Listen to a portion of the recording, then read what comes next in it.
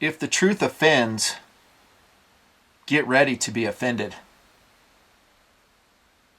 Because this is another pro-freedom video from the Nutnfancy project. What I will say in this video will certainly offend people. It will make them uncomfortable.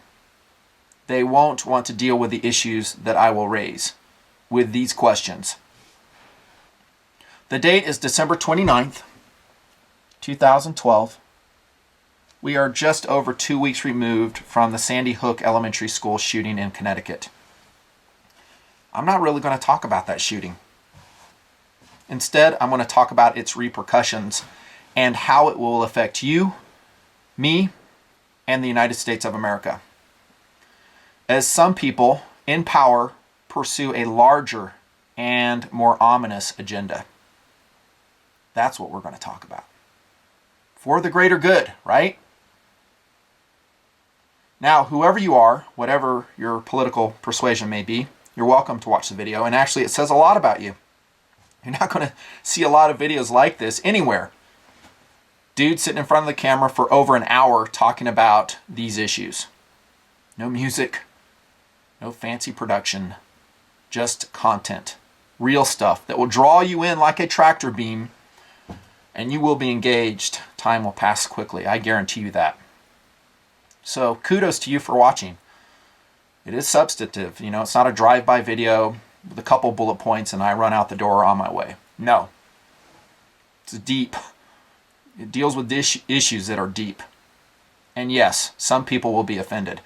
And in doing so, it shows what their true agenda, their true colors are all about. You will see that in the comments. Just like you did in part 1 of The Greater Good.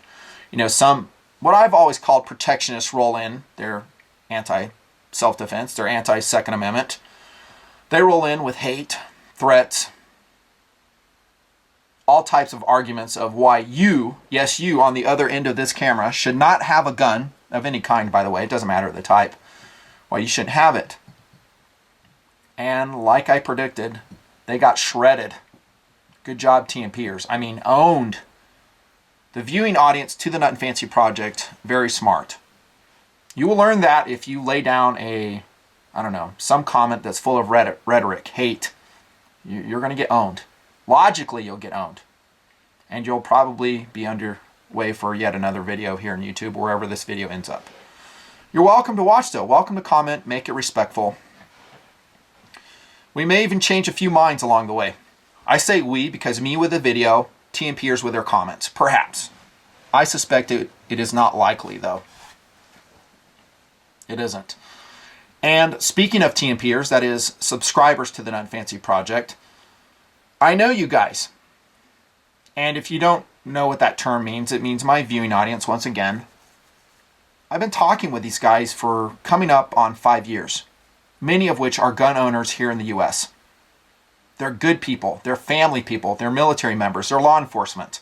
They're good civilian sheepdogs, as we call them here. I know what makes them tick. I know about their jobs. I know why they own guns. I've talked to them both in person, online, electronic media. It's my obligation to represent their views in this video. And that I will do. Hardcore, unflinchingly, I will do that. I will tell you what they've told me. I will tell you what is going to come down as I predict it if this so-called AWB passes in its current form. Prepare yourself. It's going to be ugly. And in that effect, I'm functioning as a reporter. Reporting of what these people have told me. Not recently, but over the years. May or may not, coincide with my personal viewpoint. But as an obligation to my viewers, I'm going to report to you. So if you, for no other reason, want to know what the American gun owner is thinking, what their response might, not will, but might be, keep watching. I'll tell you. At its heart, this video is about questions to the protectionist. That's a term I came up with here in the Nutnfancy project, and it's an umbrella term for people who do not believe in dangerous things. who do not believe that you should have access to dangerous things, that you're too stupid and unqualified and incompetent to operate dangerous things. In this particular instance, it's guns, it's firearms.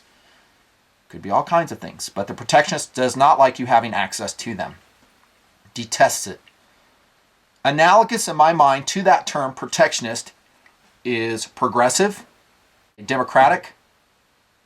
And before you start ranting, look at your party if you're a Democrat and you tell me if they're not protectionist in nature. Yes, there are some exceptions, I know, but by and large, the Democrat Party, very protectionist, very anti-self-defense. It's not debatable, so again, why waste the energy? You'll just be blown away in the comments again. And along with that, I think it's socialist and Marxist. You want truth, there it is. So those are all interchangeable terms for the purpose of these videos and have been in TMP for a long time. This is somewhat structured. It's not perfect. I'm going to go over these questions. I may make mistakes, flub stuff up. Be patient. It is a huge undertaking and it's very difficult to do. You won't see anybody else in the world doing it like this. I can guarantee you that. So I'm a reporter of what I see coming, a reporter of the aftermath of the Sandy Hook tragedy, how it is going to be exploited. That's right, exploited for the furtherment of a very oppressive agenda here in the U.S. In part one, I talked about the mobbers.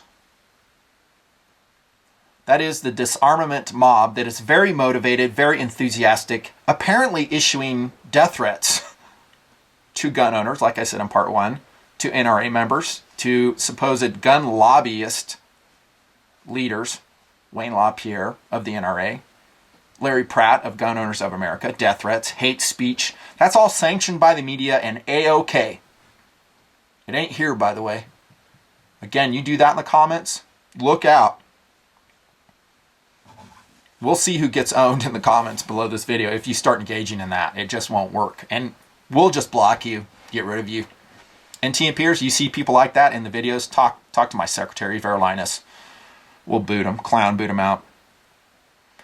The reason I bring up that mobber concept is because it's going to be very important about the logic I'm going to attempt to lay down in this video, because they will be impervious to it.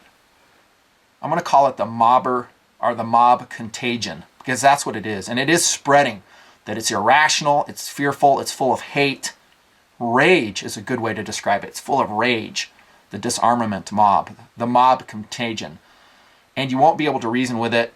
These questions will bounce off of them. They don't care. They have an agenda. They're going to pursue it. And they hate you as a gun owner. Okay? So you need to determine if your audience is part of that mob contagion. They could very well be. Perhaps, just perhaps, you may find someone who's rational, who's a good person, who can listen to reason, who, more importantly, as I'm really going to hit home on these subsequent parts, knows about human history and can open up a history book, or these days go into Wikipedia and do some reading and understand what has transpired in the course of, yes, even modern human history, and then, yes, it could happen again.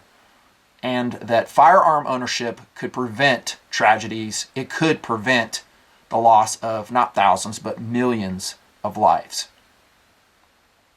Modern history. Those individuals there's hope for, because perhaps they can help avert what I see coming to our country as a huge disaster of epic proportions that will have long-term serious consequences. We're talking about the Second Amendment as its heart. As you know, the Bill of Rights, there's 10 of them, spell out several aspects of commercial and personal life that may not be infringed upon by the government or regulated by the government. Yes, the Second Amendment, in my opinion, is probably the most important because it enforces and backs up the other amendments in the entire Constitution. It is the teeth, as you've often heard, maybe you haven't, but I'll tell you right now, the teeth of the Bill of Rights, the Second Amendment. You shell that out, and you shell out all the amendments. And thus begins what I think I said in part one, The domino effect. Are you on board with that? The domino effect. There goes the 6. Unreasonable searches and seizures. See you later, Sixth Amendment. Hey, wait. That's seditious what you're saying. Bye-bye First Amendment. If you think otherwise, you're extremely naive and extremely stupid. Hard truth. Told you I'd throw it out there. No apologies. Like you see right now, I shoot straight. I talk truth. I don't mince words. That's what I want from others. I like it when people deal with me straight. Honestly. Not harshly, but honestly. I'm not being harsh, I'm being honest. I think we should do that. I mean, this is a new paradigm, gun owners. Do not apply what has gone on in the past.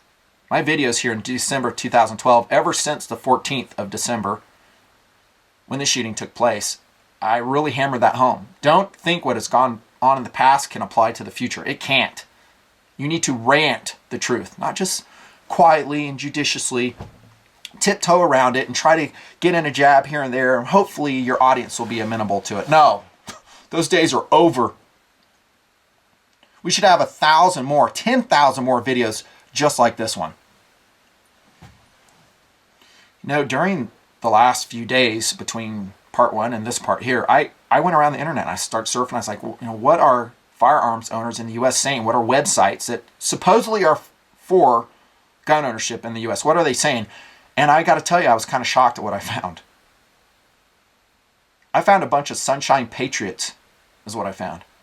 A bunch of pussies out there that, you know, when they can make a buck off the gun issue with their advertising, selling this, selling that, oh boy, they're all for gun ownership. But immediately when the hard days start, like we see right now, then they start tiptoeing around. One website I went to was entertaining all points of view on the gun ownership. I'm not going to say their name because I am not giving them publicity. So they're tiptoeing around, they're entertaining liberal points of view, progressive points of view, apologizing for this, apologizing for that, while they have AR-15 reviews and others, you know, Black Rifle, pro stuff going on. You want to see how we'll lose our gun rights? Look to people like that. We have nowhere to retreat to, guys, if you are a firearms owner in the U.S. Where are you going to go? What country are you going to go to? And what laws can you retreat to? This is kind of the last straw, really, and the way I look at it. It really is. I mean, I'll go over later on about what has transpired and where we are right now in gun laws, but this is like a huge volley in a long line of volleys against firearms ownership in the United States. So we've already had it infringed upon. And now we have these sunshine patriots out there, both individually, on websites, on blogs, YouTube channels, making it worse in a lot of different ways. Either they're not staunchly defending your right to self-defense by whatever means you choose, or they're entertaining and actually courting opposing opinions. And in doing so, they weaken our cause, if you ask me. That's what I say. What we're seeing, by the way, is an outgrowth of the 2012 elections. The genie's out of the bottle, and it's an evil genie. You want a quote from Nutnfancy? Quote that. The genie's out of the bottle, and it's an evil genie. And he's not going back in. Yes, I'm talking about the re-election of Barack Obama, November 2012. Stuff I talked about in my New America video series. I predicted it, and in my video, King Obama, back in April 2012. Here we have it, the New America. It's in play. The playbook is going, like I said in part 1, for the greater good. We're here. And it is shocking. It's historical at once. Gun shelves are barren. Go reference my Fire Armageddon videos.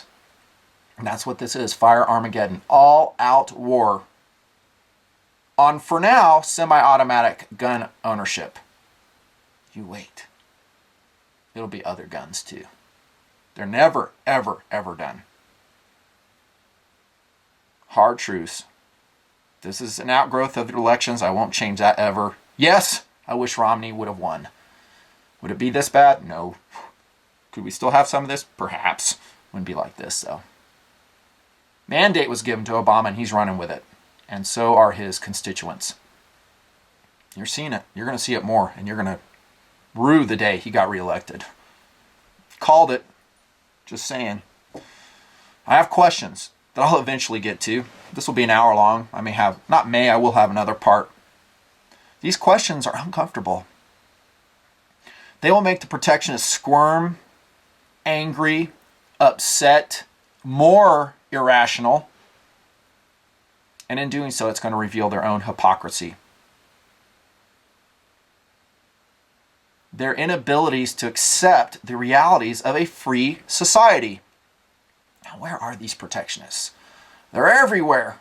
They're in the comments right below this video right now. I guarantee you thousands will show up to this video. In force, probably enraged, hate-filled, elitist in nature. They may be your neighbors, your friends, your co-workers, your family. Yes, I have them in my family too.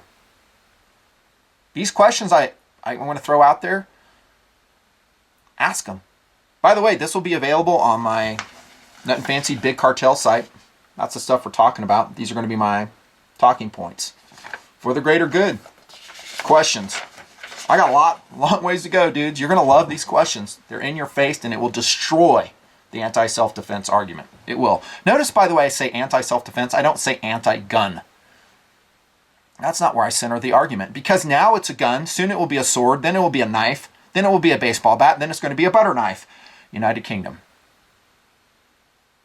Never ends. It's a slippery slope, just like I said in the gun control slapdown in 2008 from my deployed military location.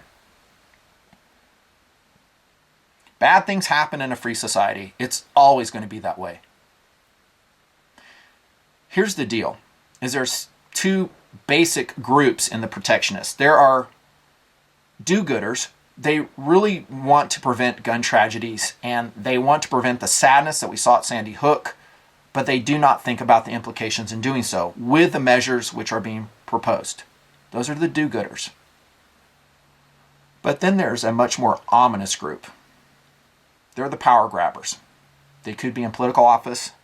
Perhaps their constituents, their supporters. The power grabbers, like I said in part one, have a much more serious agenda, and that is the abolition of personal liberty, and this plays into their hands. Yes, I will give you evidence of that. Now, immediately, like I said, dudes, remember I said I'll throw some things out and you'll find out if someone is a mob contagion type, a disarmament mob member or not immediately. That's one of those things you can say. As soon as the words personal liberty come out and they take offense to that, they get angry over it, or you say constitutional freedom and they get angry over it, and they'll say something like, oh, there you guys go again. It's always a Constitution. It's always Second Amendment. You know you have a mobster on your hands. They will not be amenable or open to these truths, which I'm going to lay down. They won't. I know from personal experience. They'll just throw it right back, and on they will march with their pitchfork and their torch to your house, both literally and figuratively. Some more hard truth. More hard truth. They're okay with that if we lose all freedom, if we just have the slightest promise of improved societal freedom. The protectionists, both the do-gooders and the power grabbers. Hey, you know what? If we pass this, it's really not going to make a big difference. So, at least we won't have you having a gun. But as we'll talk about in some of the questions, they'll say, well, you're really not the problem. We don't worry about you. We worry about the bad guys. Really? Not really. They're worried about you. The power grabbers. Now, the do-gooders, maybe, maybe not. They're worried about criminals having guns. They're looking at any ways to prevent criminals from getting guns. If that means we have to strip all Americans of their gun rights, their self-defense rights, so be it. Does it really matter? Because we all end up in the same place together, right? With a protectionist approach. Disarmed, vulnerable to real criminals who will always be armed. Like I said, protectionist, synonymous with progressive, socialist, I don't know if I said that one, Democrat, just talked about that, or Marxist. Deal with it. If you don't like it, by the way, if you don't like anything I say in this video, I don't really care. You know, I don't. Watch it, don't watch it. I don't care. Someone's got to say it. You find it here in the Nutnfancy Project. Will you in the future? I don't know. I'm doing my best right here, right now to prevent what's going down. On with the questions. You ready? Okay, first and foremost, there was a tragic event that transpired in that elementary school. Nobody denies that. Everybody's on board with that. Every one of us would have loved to intervene to prevent the loss of life there. Sad, tragic, horrible. We all know that. Where we're going to disagree is how we prevent that in the future. You're going to have a fantasy approach, which is a protectionist approach, or you're going to have a realistic approach. Here in the questions, I'm going to drive to the heart of what they're really after. Are they really after children's safety, or is there something else in play? We'll talk about that, but not quite yet. What I'm going to talk about right now is grief for propaganda's sake. How many times in the last 2 weeks have you turned on your TV, you surfed around the internet, and in your face is the Sandy Hook Elementary tragedy? You can't get away from it. It's on this channel, it's on that channel. You see a prayer vigil, candlelight vigil for these 20 children who were killed in Sandy Hook Elementary. Very sad, we've established that. Very tragic, we would have all loved to prevent that. That's established, but let's go on to the bigger issue, and that is how it's being exploited for political reasons. I told you all this was being sanctioned by the media. This is a perfect example. Why did they keep it in your face for 2 weeks? 20 children. Well, because it serves the larger power-grabbing purpose. It serves the votes that will come due in January on the proposed assault weapons bill. That's why. They want to keep the populace enraged, fomented, angry, pointing the finger at guns and legal, good American gun ownership. That's why. It is pure and simple propaganda. Yes, they're exploiting the shooting for that. If you say anything else, you are naive and you're stupid. But it was sad. I know, we've established that. But there's lots of sad stuff in the United States, and it doesn't, to any degree, merit that type of attention. You doubt me? Then why don't we see prayer vigils and constant media coverage over the following? 4,486 troops killed in Iraq. Men and women serving their country destroyed in Iraq. 2,173 killed in Afghanistan. KIAs. Serving your freedoms. Men and women in uniform dying by IEDs in attacks, firefights, accidents, training accidents. Why? To prevent, I'm not going to go down whether how effective it is, but the fact is they're over there serving good to prevent another terrorist attack here in the United States. Those guys die all the time, and I don't see any prayer vigils on the TV screen about those, like I've seen with Sandy Hook. We're talking thousands, too. We're not talking 20. We're talking thousands. So is there any disconnect between the proportionate level of grief that we're administering? 60 were killed by insider attacks in Afghanistan in the last few months. 60. Guys walk up, just do a mass shooting, put a gun to a soldier's head in Afghanistan, pull a trigger, run away, pull a cord on a bomb, blow themselves up. Where's the grief over that? Yes, it was sad, it's tragic, but it's being exploited for propaganda's sake. And that is, like I said, keep people pissed off. It's being hammered on for political effect, and I'm personally tired of it. Why? Because as we go down the questions, you will see that the repercussions for that are going to be ongoing for decades to come. And in essence, we will lose our personal liberty, all for the sake of the children, when they themselves will suffer for that loss of liberty. Subsequent generations will suffer. Grief for propaganda's sake. That's what I say.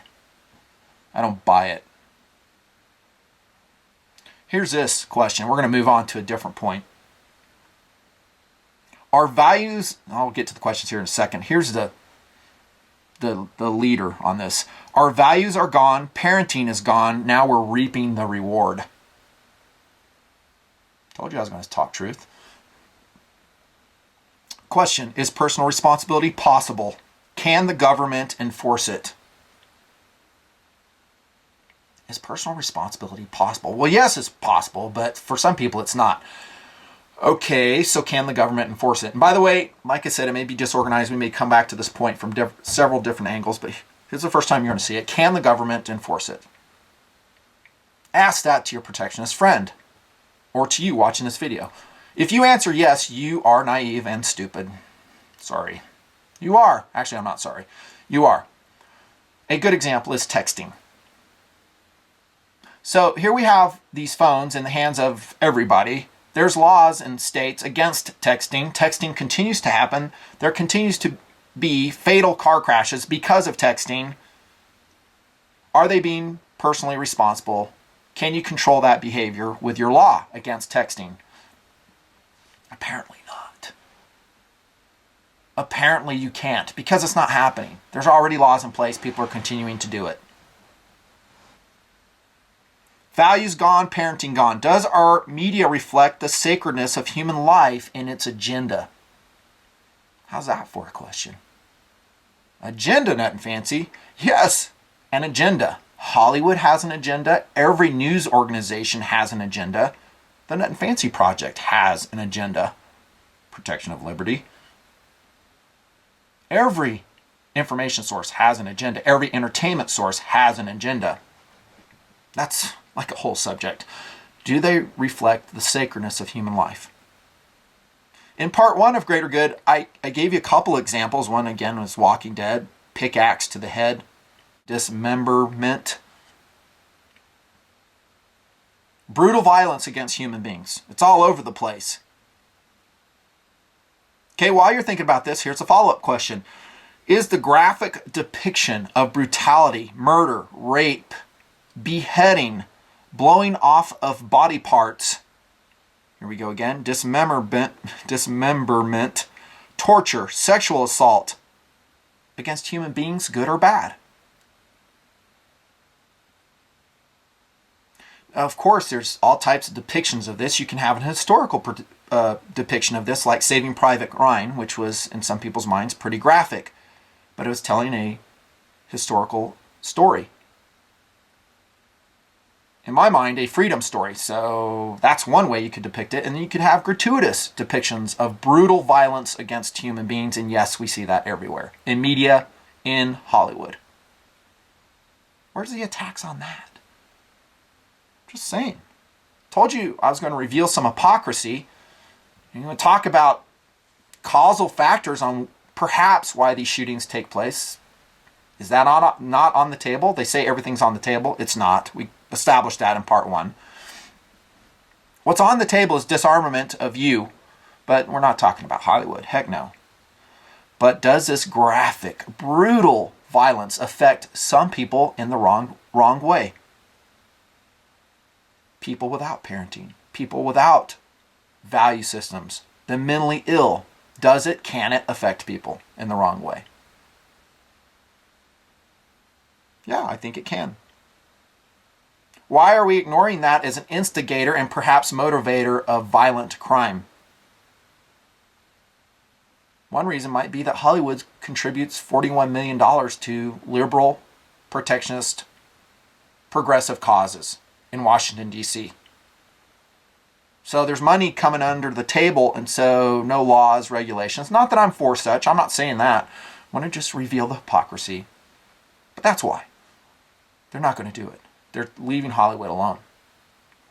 Meanwhile, we have videos coming out, movies coming out, games coming out showing this amazing brutality on human beings. First-person shooter games. Now, wasn't Adam Lanza a fan of some of those? He played Call of Duty, Dynasty Warriors. We'll come back to that. How about this? Here's a question. Here you go, more hard truth. Would you let your 5-year-old watch a beheading? A public beheading? Now you might wonder where that comes from, that question. It's not off the wall. It's actually from my personal experience being deployed in the United States Air Force as a crew member to Saudi Arabia. And when I was in Riyadh back in the 90s, they had public beheadings. They would also cut arms off and hands off for thieves in public square. Everybody would come to attend these and watch what went down. All part of their culture, all part of their faith, eye for an eye, that type of thing. I never went to one because I don't enjoy watching violence. Isn't that amazing? Most gun owners don't like watching violence. They don't seek it out. They don't court it. They don't want to be any part of it. In fact, it's quite the opposite. Back to the question. Would you let your 5-year-old go to a public beheading? Let's say you're a contractor or your job just takes you to Saudi Arabia. The wife says, hey, we have a beheading downtown. Let's take the family. You wouldn't? I think most people would answer, no, I'm not going to let my kids see that. Well, here's the problem, is your kid's already seeing it in your basement, in your recreation room, in your living room right now when you're away from the house with his video game. Not has he only seen it, but he's participating in it, and there's all types of video games that do that. Do you see any hypocrisy in that? There's lots, if you're missing it. Let me just spell it out. There's lots. I'm not a video game expert, nor do I have time or the desire to play video games. And I'm not against them. I think they can be fun. With a value system, who cares? You know what you're doing in the video game. But a lot of people don't have value systems. Maybe the small child doesn't have an established value system. He doesn't know what's right and what's wrong, what's reality, what's fictitious. And here you're letting him play this violent video games. Assassin's Creed, Gears of War, Fear, Call of Duty, Black Ops, Grand Theft Auto, Resident Evil, God of War.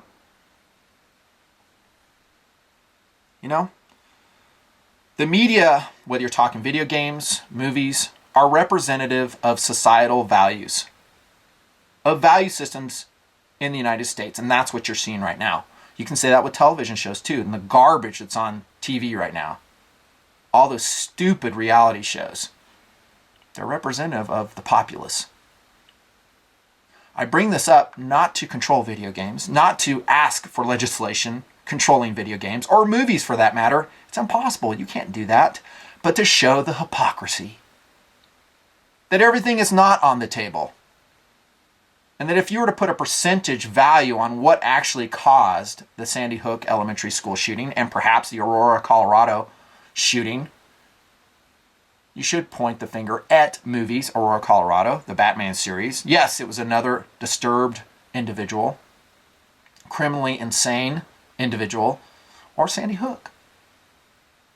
Where's those discussions? Where's the heat on Hollywood? Where's the heat on the video game industry? Oh no, there is none. It's just going to go towards, the American gun owner. That's what's on the table, Nutnfancy. That's where we're going with this. Okay, right. Hypocrisy in the protectionist approach. That's what we're talking about. Unbelievable. Next topic, truly protecting the children. Are you really for protecting the children? Or are you just saying that as a smokescreen for your real agenda power grabber? Question, and these again may come out of order. I make no apologies. To what percentage would you think a weapons ban would increase your child's safety in school? Give me a percentage. If we passed Feinstein's assault weapons ban, which by the way is extremely oppressive. I'm not going to go over the specifics in this video. Subject to change. Could add, could delete. It's got to go through a huge political battle. I hope it's huge. But let's say it's passed as it's being proposed in December 2012. Will that increase your child's safety in school, and to what percentage? I'd love to have an answer for that. Well, Nutnfancy, I think it'd be 70% safer. Okay, we'll go with that. 70%. What percentage did the 1994 assault weapons ban decrease violent crime? Well, it's hard to say, but let me cut through the chase. It didn't. At all. Okay?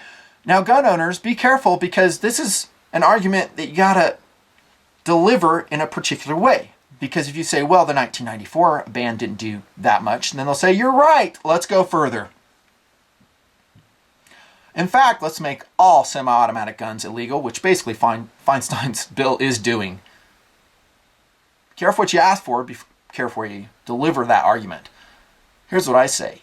Even if it is, and I'm going to hammer this home several times throughout this video series, even if it is 100% increase in your child's safety at school, at what cost is that supposed safety delivered?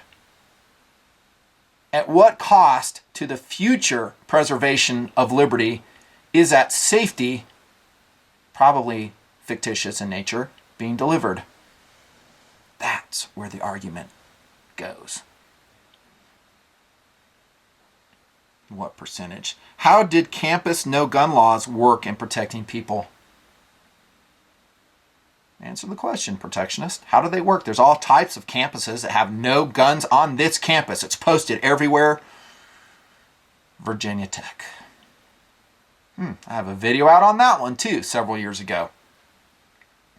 Didn't help at all. Gun-free death pay is what I call it. Now the protectionists may respond, they'll go, well, that's because he can get guns everywhere. Oh really?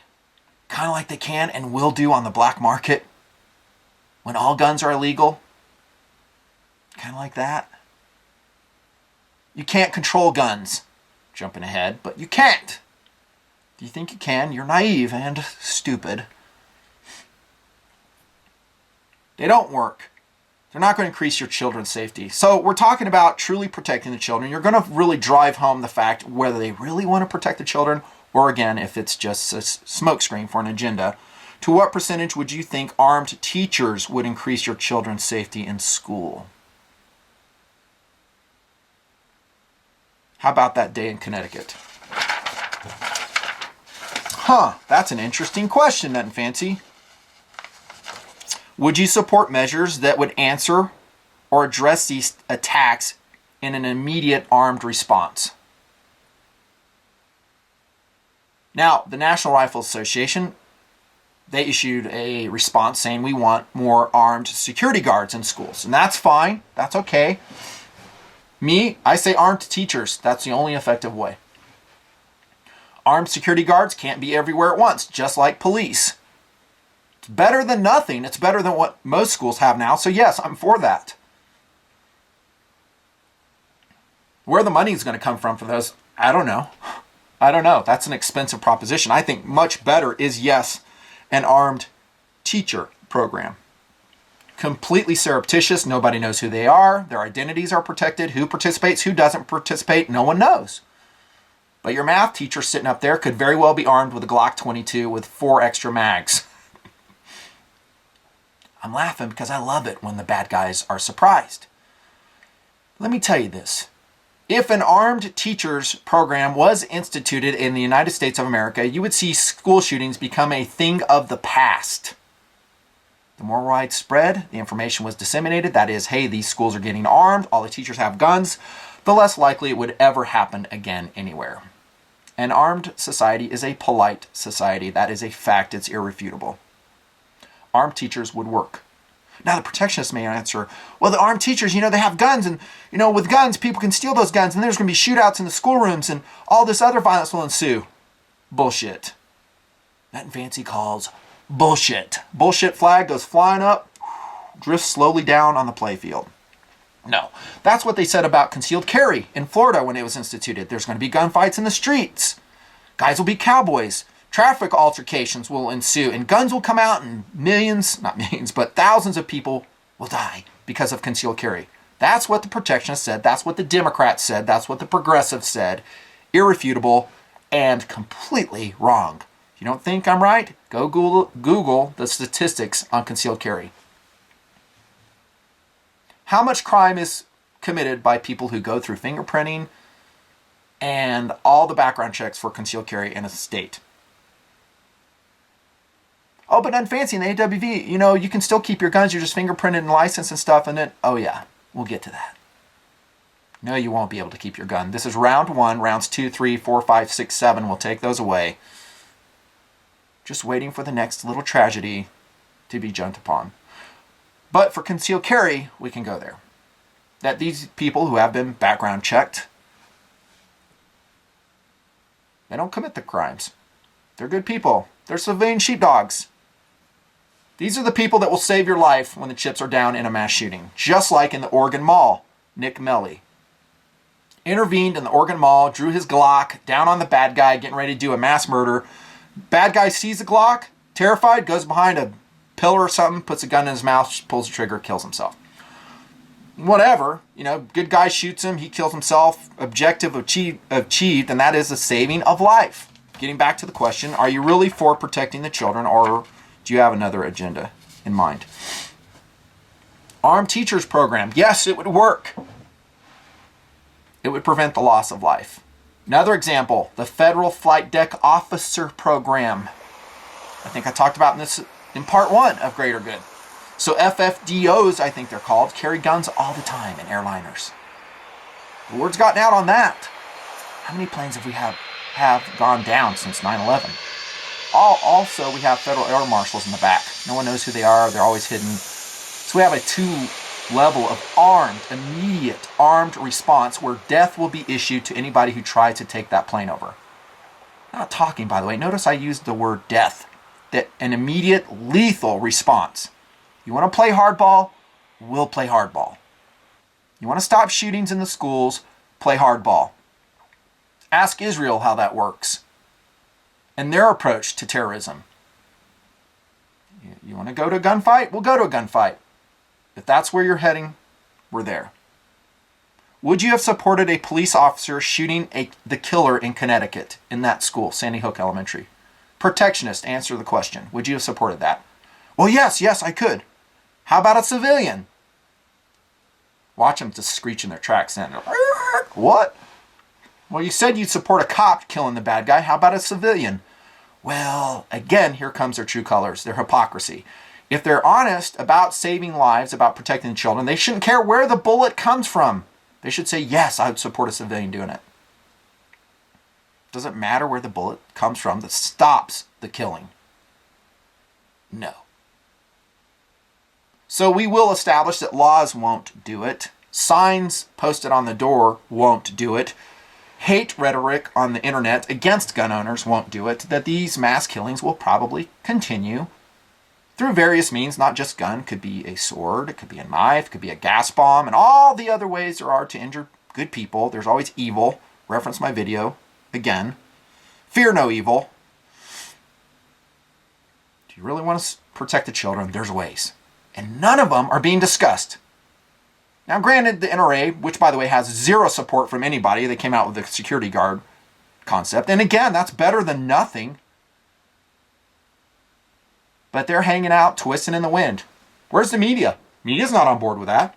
Oh, we're not for that. We're not for more guns. We want less guns. But I've just told you that guns are how you stop this tragedy to happen in the future. You can deal in fantasy or you can deal in reality. Which do you want? Do you want more dead children or less dead children? Less dead mall patrons or more dead mall patrons? Wherever it is. We could go on and on with this example. Just wherever the current weak point is in our society, where a gun-free zone, so-called, has been established. It's a killing zone by the criminally insane, as we continue to see. Virginia Tech, Aurora, Colorado, Connecticut. Next question. If you pass a comprehensive so-called assault weapons ban, AWB, what's its purpose? Why even do it, Mr. or Mrs. Protectionist? Well, we want to get guns off the street. Okay, I'm just going to go along with that for now, assuming that you could get guns off the street. But what's your ultimate aim? Well, we want to save lives. Aha! So you're passing an AWB to save lives, true or false? True.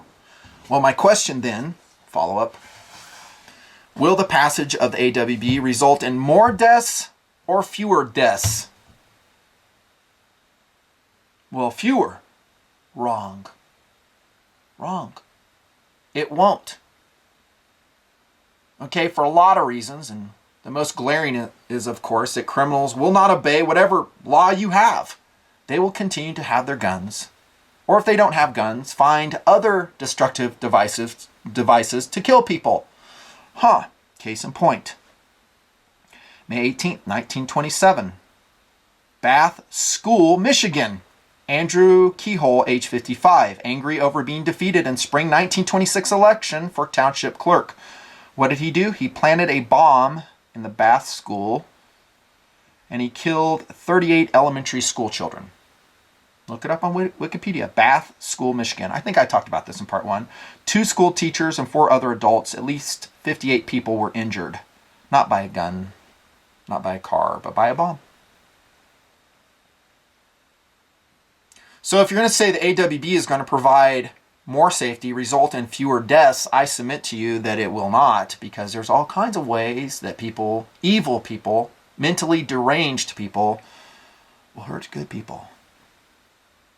We get to the heart of one of the core principles of this video series, and that is reality versus fantasy. The protectionists believe that they can control people like puppets, that you have strings attached to your arms and you can pull a string and you can make people do certain things. If the government is strong enough, they can make you do this, they can make you do that. Just like Pinocchio. They believe that we're all puppets as long as we have a strong enough government to force human behavior. We'll do it, we'll be safer, we'll be better. Utopia will result. Again, that gets back to the reality versus the fantasy of what we're talking about. Do you really want to protect the children, or you just want to talk about protecting the children and in doing so disarm every good person in the United States of America? They don't use a gun, they can use a gas bomb, they can use a vehicle, a bus, toxic substance, anthrax for instance. We kind of went through that in 2001, didn't we? The anthrax scare. How about in China? Min Ying-jun, age 36, attacked a group of children at the gate of a primary school in central China, Henan Province, Chipeng Village Primary School. There were no fatalities, although this dude reported, I'm summarizing, reported that some of the children had their fingers and ears cut off. That's pretty horrible. The attacker, the 36-year-old man, was reported in custody. No gun involved in that, and it's taking place in a country that exercises complete people control. So is AWB going to kill more or less people, Mr. Protectionist? Well, now you stripped, that Glock out of the hands of a good person who perhaps would have been at that school or nearby to save lives. Is that an unpleasant thought for you? That an armed civilian may save your little boy's life, your little girl's life? If so, why? Can the government ensure my personal safety and that of my children 100% of the time? No. Can you? Can schools? No. Not in a communist society, not in a free society. It can't happen. But here we go, launching down this road of gun legislation, which really isn't gun legislation, it's people legislation, in an attempt to provide some proposed level of security. It's fantasy, not happen. Getting back to my first question, if you really want to protect the kids in schools, support an armed teachers program. Concealed handguns on the teachers. That will stop the problem. At the very least, it will make the problem less serious. Next gunman rolls in, tries to do a mass shooting, high school football coach breaks out a Glock 22, caps the dude, end of problem. Just like Nick Melly in that Oregon Mall. It's proven with history, facts, current events, so you can't really come back and say, no, that wouldn't happen. It's already happened. Happens all the time, which, by the way, the media never covers any of those defensive shootings where lives are saved with a gun against bad guys who will always have guns or other destructive devices. So are you really interested in the children's safety? But we don't need more guns, we need less guns. Well, we're going back to the value system of our country, aren't we? We're talking about the breakdown of the American family, the loss of value systems in the American family. That should be on the table. That should be being discussed, because if you want to really fix the problem, fix that. It's just like a sticker I had on my locker in my military unit, It's not guns. It's parenting, dumbass. It's where it is. It's value systems not being taught. You know, personal responsibility, that's a whole different discussion, but that's not being discussed at all. Children themselves can be taught to safely operate dangerous things. Yes, guns. Reference my gun safety video series. Children of the gun. Named so to particularly be offensive to the protectionists. Next question. Can you make us safe? To the protectionist. And this will be the last block of questions before we roll into part 3 of For the Greater Good. This is fun, isn't it? Kind of. Here we go. Can you make us safe? How do you define an assault weapon? Mr. Protectionist, well, it's got these features. It can take a detachable magazine. Okay, so you're talking about gun features, a firearm, that's an assault weapon. Could the bomb used in Oklahoma City by Timothy McVeigh classify as an assault weapon? Fertilizer, wasn't it? So we get into a line of logic that is pretty much irrefutable the way I see it. That a lot of things can be an assault weapon. There's no way you can control all these things. No matter how strong the government is, no matter how they think they can pass this or that and enforce people control. Not dangerous thing control, but people control. They can't do it. We talked about texting. Those laws are failing. Fatalities still happening. Assault weapon. Well, how about a car, a baseball bat, a knife, a bus, anthrax, like I just said? Shouldn't we make those illegal too? I'll tell you what, why don't we make everything illegal that could ever possibly injure anyone? Why don't we do that? That's a line of logic with the latest proposals for the assault weapons ban. Flawed, to say the least.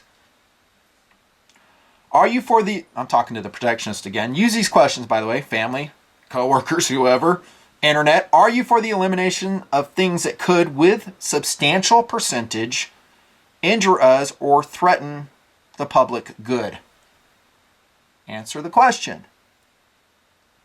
We'll say it again. Well, are you for the elimination of all things that could basically injure us? Well, we can't do that. Well, what constitutes a public, a threat to public safety? To what level does it have to rise? How about youth football? In 2007, an estimated 28% of the 5.5 million youth football players between the ages of 5 and 14 are injured each year. What? About 187,000 of these injuries require emergency medical care. Many are permanent in nature. Well, you said you're for the children, right? We're stripping rights for the children. We're out to protect the children at all costs. It doesn't matter how bad it will mean things will get for society because we've done that. But let's just put that aside for now. What about football injuries? All these injuries every year. Do you care about that? Oh, well, no. I'm all for sports. Okay, then. You're a hypocrite. So you're not really for children's safety at all. And if you are, you're on this fantasy road where you think you can control things. Do I want to ban football? Heck no, you can't. It's ridiculous. What about backup cameras in vehicles? Oh, wait. They are being mandated already. Did you know that? That soon backup cameras will be in all new model vehicles. Why? Because the government is out to protect you. Why? Because we have fatalities of children being ran over by people not paying attention as they back out of their driveway. Yes, it's sad. Yes, it's tragic. But again, we see the protectionists roll in with legislation, with government control, trying to, control people to prevent tragedies. It's flawed. It's flawed thinking. Would you support a law outlawing icicles? Again, would you support a law outlawing icicles? Well, that's ridiculous. You can't outlaw icicles. Welcome to reality. But icicles drop from rooftops. They stab people, they injure them. They've killed people before. Huge icicles have killed people before. So why don't we come up with some technology that is mandated that we have to put it on every roof in the United States to prevent those few deaths from icicles? Protectionist, are you for that? Are you beginning to see the ridiculousness of your arguments? Whether it's guns, whether it's icicles, whether it's vehicles, phones, whatever. It's ridiculous. Well, guns are different. Are they? People are dying because of the things I've thrown out to you. Would you support outlawing sporting events? Why would you say that? Fan violence is out of control. That's why I say that. Did you know that? That at football games, soccer games, no, I'm not just talking about UK soccer hooligans. I'm talking about here in the United States that fan violence is getting out of control. Fist fights, all types of violence in the stands of a sporting event. You going to outlaw those too, protectionist? Again, these things are a representation of our societal values, loss of respect, integrity of family, perhaps following the overtly violent Hollywood culture, who knows? You can't control them with government legislation or whatnot. How about this? Do you support, protectionist, all forms of licensing or laws that would reduce the death of children? You're obviously in support of a so-called assault weapons ban, licensing, subsequent confiscation. Yeah. You're obviously very enthusiastic about that. Why? Because you want to protect children in schools. You want to protect everybody. There's too many guns on the street when you take them off. We don't care how we do it. We don't care what the freedom cost is. Truth be said, you don't. So do you support other forms of licensing and laws? If so, why don't we change the driver license age to 21 nationwide? Maybe even older. Let's say 25. That you cannot operate a motor vehicle until you're 25 years of age. And we really, really make it tough to get a driver's license. I know some of you, with the way some people drive, are totally on board with that. But we have a bigger freedom issue in play here. Stay with me. Now, that's not realistic. I mean, teenagers need to go to school, sporting events, to the mall, rave parties, wherever. We're not changing the licensing age to 25 or whatever. That's ridiculous. Well, is it? You said the loss of human life is very important to you. You're using it for your whole argument for the assault weapons ban. I give you an example of how loss of life is happening right now, every day in the United States of America by how we run motor vehicle licensing. And you're saying, forget about it. Oh, and if you don't believe me about the loss of life for young teenage drivers, go look up the statistics. Better yet, go look up your insurance rates for your teenagers and tell me why that is. Yeah, it's a fact. They are much more likely to be involved in accidents, sometimes fatal. Yeah. How about swimming pools? Nearly 1,000 children a year, not 20 like in Sandy Hook or in other mass shootings, but 1,000 children drown in private and public swimming pools. By the way, I have a personal friend whose daughter drowned in a swimming pool at a party. There were adults watching the children. I believe she was 5 years old. They're sitting there drinking their Mai Tais, whatever they're doing, not paying attention to the kids. Lo and behold, they look for this little girl. Where is she? She's on the bottom of the pool, dead. They tried to revive her, didn't happen. He lost his little baby girl. Not to a gun, to a swimming pool. Most drownings occur in home swimming pools. It is the second leading cause of accidental death for people between the ages of 5 and 24. Where's your rage against swimming pools? I'm just showing your hypocrisy, that's all. That, if you're going to rage against the machine that is a firearm, semi-automatic, bolt action, pump action, whatever, then you should be enraged over everything that kills human beings in this, so far, free society. Wow. Next question. Do driver's licenses guarantee that all vehicles are operated safely without loss of life, without injury? No. Okay. Then why have we not banned cars in the United States if the preservation of life is paramount? Miss Protectionist. They're still out there killing people every day in the United States. a leading cause of death, both by teenage drivers and adult drivers. Cars kill, trucks kill, buses kill, and they will continue to do so. Whoa, whoa, well, that's different. Well, how is it different? Philosophically speaking, it's identical to the firearm issue. Guns will continue to kill good people. You can't get away from it. It's going to happen. Along the way, guns will continue to kill bad people, protecting good people. Why have we not banned vehicles in the United States? Because for the true greater good, they serve humanity, purposes of humanity, economy, personal mobility, personal freedom, recreation, emergency services. That's why we allow vehicle use.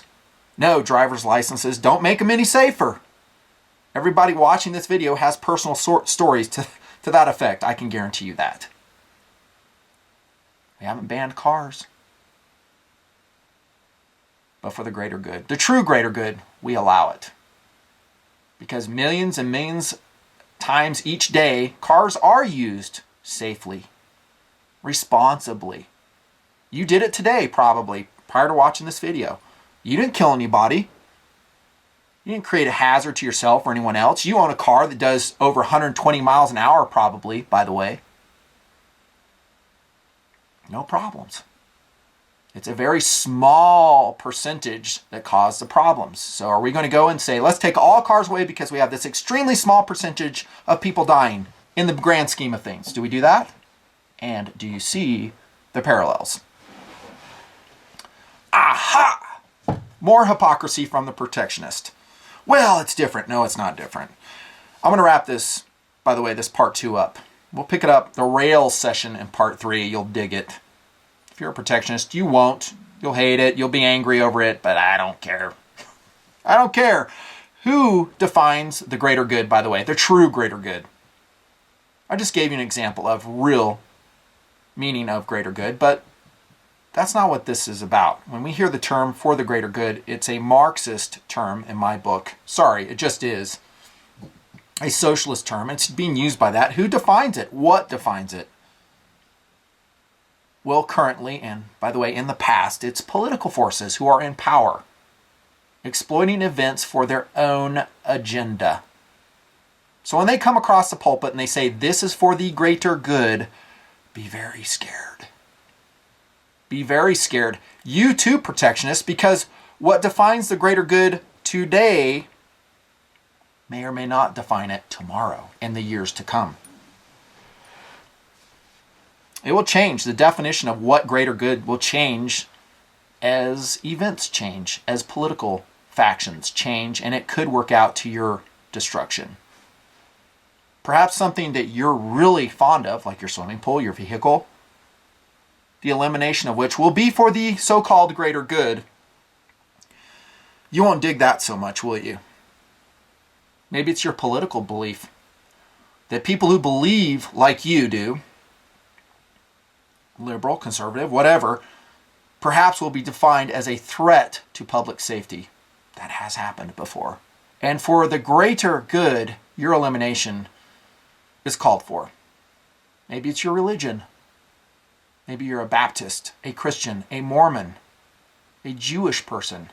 But for the greater good, your elimination is called for. Whoa! Whoa, dude, that's heavy stuff. Well, we're talking about some heavy freedom issues, aren't we? And we're talking about the greater good. Is your religion state approved? Is your political philosophy state approved? Be aware of what that means for. Can you make us safe? No, you cannot. You cannot legislate it. You cannot force people to be safe, especially in a free society. Death will always be a part of it. Deal with it. But really understand what the true greater good is.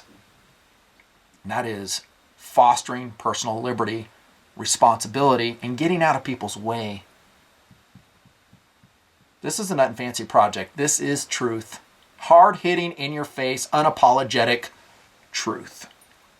Come back for part 3. There will be more to follow.